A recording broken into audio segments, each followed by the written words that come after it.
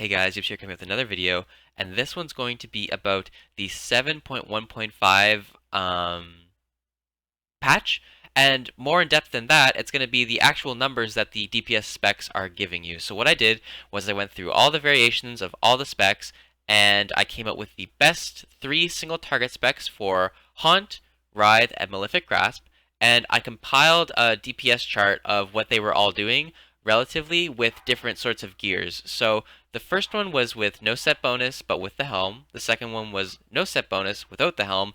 The third one was 4 set with the helm. The fifth one was 4 set without the helm. So basically what I did was I tested them all with the helmet and then without the helmet and then with the 4 set and then without the 4 set and things like that. So the helm that I replaced, the legendary one, was an 910 Celestial Hood. The relics that I were using were Shadowy Incantation relics, so that means that there was no favoritism between the specs because it would all just increased shadow damage. And the set gear item level was 870, which is approximately a 15 item level decrease to my character's actual gear. Plus, there were no gems or anything.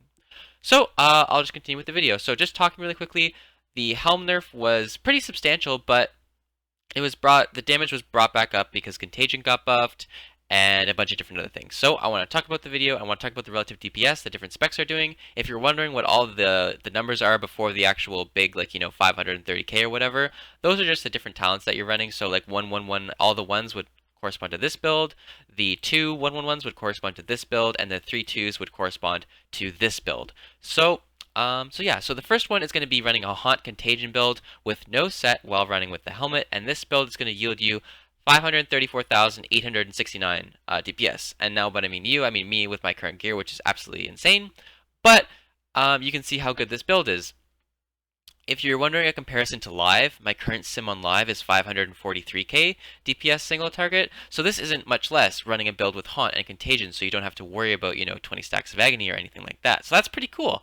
A really big DPS from Haunt, and yeah, as you'll see later, Haunt is pretty dependent on the hood. However, so the next build that I tested was Writhe and Agony with the helmet, and the DPS of this build was basically identical to live. The 6% bonus on Contagion basically offset the nerf to the hood. The hood was nerfed from 20% to 10%, and the DPS on this one was 542,275. So a nice increase in DPS from the Haunt, but nothing crazy. 10k DPS when you're doing over 500k is only like a 2% nerf. You know what I mean? It's not like there's a 2% difference between these two talents. That's not a huge number, especially when you're not probably playing the specs perfectly. That number's going to be a lot less, or they're going to be closer together. So the difference between Haunt and Writhe and Agony is relatively similar. Now, the last spec that was run was a Malefic Grasp with Absolute Corruption, and I will say this again, these were the highest simming numbers for each of these level 15 talents.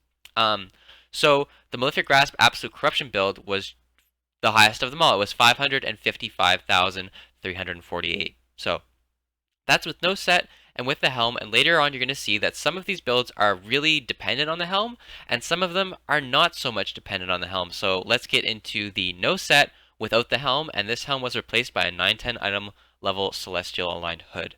So we can see that running the same build, running the 3-2 11111, the DPS went from 555,000 to 539,537, so a decrease of about 16k DPS, but honestly that's not much. That's about what a legendary should give you. A legendary should give you roughly, 16k DPS or 3% increase. So the hood was a 3% DPS increase on Malefic Grasp, so basically nothing. I mean, it's hardly gonna be the difference between someone who has the hood and doesn't have the hood probably isn't going to come down to if you have the hood or if you don't, of whether you beat the person on DPS. It's probably going to come down to who's playing better, unless both players are playing at the same level, in which case the hood will slightly increase your DPS, but other legendaries would obviously do the same in this situation. So basically what I want to say is Malefic Grasp is not dependent on the hood, meaning if you do not have the hood, you are going to be able to run this build in raids and be able to do similar damage to people that have the hood, and you won't be feeling like you're at a massive disadvantage anymore for single target. So that's this build. Really good results without the hood. Now let's move on to the Writhe and Agony Contagion build, or sorry, the Haunt build. So this is the 111 build. It yielded a result of and 10,000 or 13,371. So this was a decrease of 20,000 DPS. So this is a big loss, and the reason that it was a big loss is because if you don't have enough UAs going into your haunt bursts, you're just losing a lot of DPS. The reason the helmet is so good is because it generates you 10% more UAs, which are able to use during that haunt cooldown, meaning you just generate a lot more damage from this build because you have more UAs to spend. That's why this depreciation was so much, so I'd like to say that the haunt build is fairly dependent on the hood. However, it was only a decrease of 20,000, so roughly 4%, which isn't a huge amount, you know. If you're running with the belt, that number would go up. If you're running with a different legendary, that number would go up. So, the hood is relatively good for the haunt build, but it's not necessary. But you are much better running off the Malefic Grasp Absolute Corruption build for single target instead of running the haunt build, clearly showed there. So the next one was the Writhe and Agony Contagion build, and this one was a huge loss. This one went down by, I believe, almost 30,000 DPS. Or sorry, like 26,000 DPS, I think it is. So this one went down by 26,000. Pretty big number. It's a 5% DPS loss, and it makes sense, right? Because if Writhe and Agony, or if Agony is one of your number one damage, with Writhe and Agony it's going to be one of your number one damage dealers, and you have the hood which buffs it, and you're getting more UAs, and all of a sudden you take that away, obviously this build is going to fall a lot. So this build fell to 516,000 DPS, so I would say running a Writhe and Agony build for single target, you generally probably only want to be doing that when you have the Helm. So, basically, all in all, for the no set without the helm, you basically always want to be running Malefic Grasp, Absolute Corruption for single target with low movement, and if you have the helm, you can probably go between Writhe and Agony Contagion, Haunt Contagion, or Malefic Grasp, Absolute Corruption. It doesn't really matter too much. You basically just get more options if you have the helm.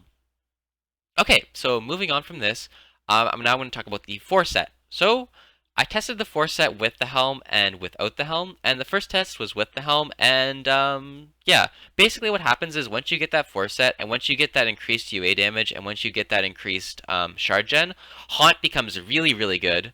Like, Haunt goes up a lot, Malefic Grasp goes up a reasonable amount, and Writhe and Agony goes up the least amount. So, running a Haunt Contagion build with the 4 set and without the helm yielded a result of 545,345 DPS, so pretty good.